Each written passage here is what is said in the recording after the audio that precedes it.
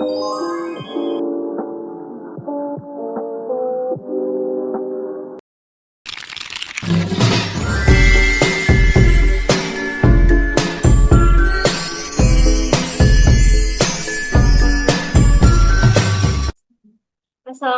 warahmatullahi wabarakatuh.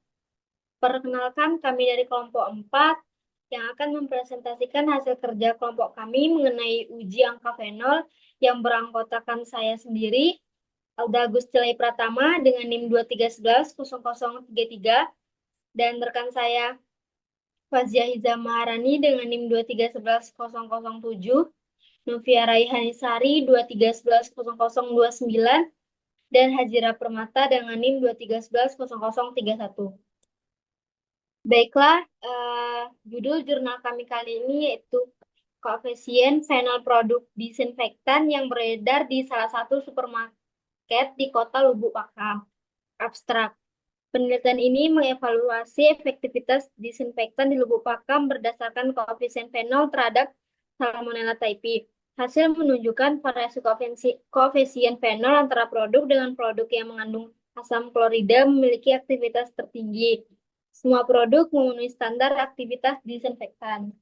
Baiklah, penjelasan selanjutnya akan disampaikan oleh rekan saya, Novia Raihanisari. Kepadanya disilakan. Baiklah, selanjutnya ada pendahuluan. Desinfektan digunakan untuk membunuh mikroorganisme dan idealnya harus efektif, aman, stabil, serta terjangkau. Efektivitasnya diukur menggunakan koefisien fenol, yaitu perbandingan daya bunuh desinfektan terhadap fenol. Desinfektan dianggap lebih efektif jika koefisiennya lebih dari 1. Banyak produk di pasaran perlu diuji kualitasnya karena komposisi, teknologi, produksi, dan penyimpanan dapat mempengaruhi efektivitasnya. Penelitian ini mengevaluasi beberapa desinfektan di supermarket Kota Lubuk Pakam. Baiklah, saya kembalikan ke moderator. Baiklah, terima kasih. Penjelasan selanjutnya yaitu mengenai metode penelitian yang akan disampaikan oleh Hajira Permata. Kepadanya disilakan. Baik, terima kasih moderator. Nah, saya sekarang akan melanjutkan materinya yaitu metode penelitian.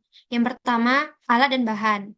Penelitian ini menggunakan berbagai alat laboratorium seperti tabung reaksi, sengkelit platina, spektrofotometer, pipet mikro, oven, timbangan analitik, stopwatch, inkubator, dan otoklav.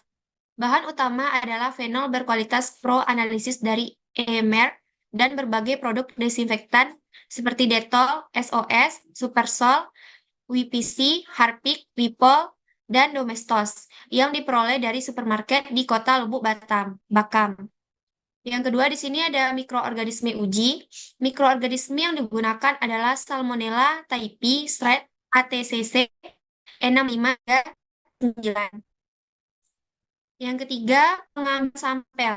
Dengan cara sampel desinfektan terdiri dari produk dengan berbagai kandungan aktif seperti klorosilenol, natrium hipoklorit, benzalkonium klorida, asam klorida, dan minyak pinus yang diperoleh dari beberapa supermarket seperti Alfamart, Carrefour, Irian, dan Ramayana.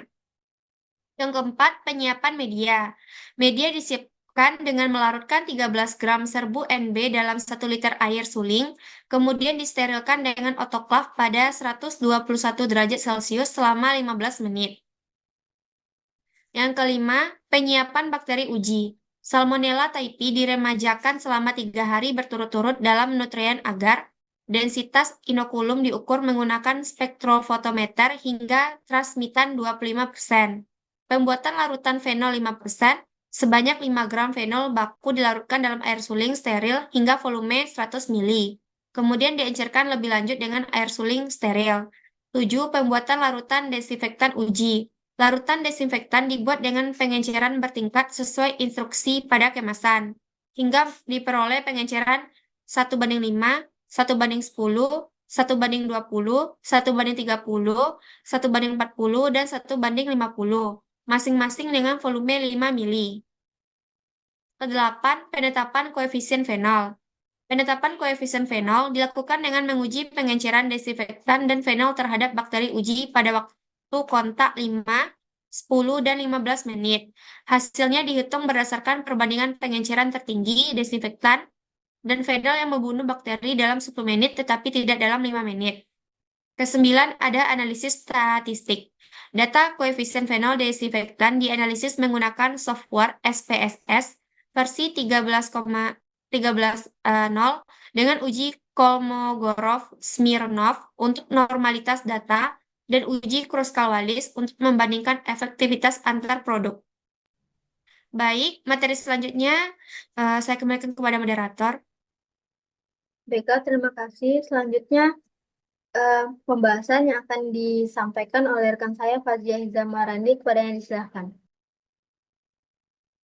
Baik, terima kasih. Selanjutnya ada pembahasan. Yang pertama itu ada uji larutan fenol 5%. Uji ini menunjukkan bahwa pengenceran 10 kali efektif membunuh bakteri dalam 10 menit, tetapi tidak dalam 5 menit. Berikut tabel 1, uji larutan fenol 5%. Tingkat pengenceran untuk lama kontak 5 menit, 10 menit, dan 15 menit ada pada tabel. Untuk belangko 1:5. Belangko 1:10 untuk lama kontak 5 menit menghasilkan plus 10 menit, min 15 menit, min. Untuk 1:20, 5 menit dan 10 menit menghasilkan plus 15 menit menghasilkan min. Untuk 1:30, lama kontak 5 menit, 10 menit, dan 15 menit sama-sama menghasilkan plus. 1:40 juga sama-sama menghasilkan plus, dan 1:50 juga sama-sama menghasilkan plus. Untuk keterangan, min sama dengan tidak terdapat pertumbuhan bakteri, plus sama dengan terdapat pertumbuhan bakteri. Fenol bekerja sebagai desinfektan dengan mengganggu membran sel bakteri. Pada konsentrasi rendah, fenol membentuk ikatan lemah dengan protein, menyebabkan denaturasi dan presipitasi. Pada konsentrasi tinggi, fenol mengkoagulasi protein dan menyebabkan lisis sel.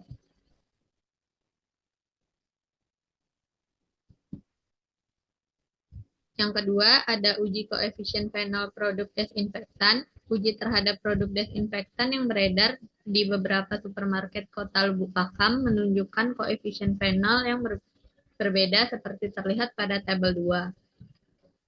Koefisien fenol berbagai produk desinfektan yang beredar di salah satu supermarket kota Lubuk Pakam pada tabel 2. Produk A 2,38, produk B 2,00, C 3,00, D 3,38, E 2,38, F 2,63, dan G 3,00. Analisis dengan uji Kruskal-Wallis menunjukkan perbedaan signifikan P lebih kecil dari 0,05 dalam efektivitas 7 produk desinfektan yang dipengaruhi oleh bahan aktif. Produk A, klorosilenol 4,8%, efektif untuk gram negatif. Produk B, natrium hipoklorit 3%, efektif untuk gram positif dan negatif. Produk C, benzalkonium klorida 1%, efektif untuk gram positif. Produk D dan E, asam klorida, D lebih kuat. Produk F dan G, minyak pinus, G lebih efektif. Produk D adalah yang paling efektif, sementara domestos adalah yang paling lemah. Baik, saya serahkan kepada moderator. Baiklah, terima kasih. Selanjutnya mengenai hasil yang akan disampaikan oleh rekan saya, Novia Rehanisari, kepadanya disilakan. Baiklah, di sini ada hasil. Produk desinfektan memiliki efektivitas berbeda. Produk B, natrium hipoklorit 3%, efektif untuk gram positif dan negatif. Produk C, benzalkonium klorida 1%, efektif untuk gram positif. Produk D, asam klorida 9,5%, paling efektif, fenol 3,38. Produk E, asam klorida, lebih lemah dari D karena konsentrasi lebih rendah. Produk F dan G, pine oil, G lebih efektif karena kadar lebih tinggi. Efektivitas terendah domestos, fenol 2,00. Penelitian menunjukkan antiseptik seperti alkohol, dan povidon iodin lebih efektif membunuh Staphylococcus aureus dibandingkan fenol. Hand sanitizer berbasis etanol juga lebih efektif daripada fenol. Natrium hipoklorit dan etanol efektif membunuh E. coli lebih cepat dibanding sabun tangan.